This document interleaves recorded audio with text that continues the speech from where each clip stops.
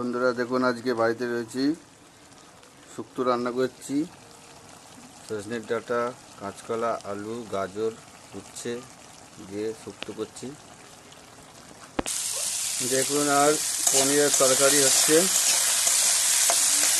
এই যে পনির ভেজে নিয়ে জলে ভিজিয়ে রেখেছি গরম জলে, যাতে একটু সফট হয়। আর ভেজেছি বেগুন ভাজা। এই অবধি রান্না করেছি। বন্ধুরা দেখুন, আজকে বাড়িতে রয়েছি, শুক্তো রান্না করছি। সজনের ডাঁটা, কাঁচকলা, আলু, গাজর, উচ্ছে দিয়ে শুক্তো করছি। দেখুন, আর পনিরের তরকারি হচ্ছে। এই যে পনির ভেজে নিয়ে জলে ভিজিয়ে রেখেছি গরম জলে, যাতে একটু সফট হয়।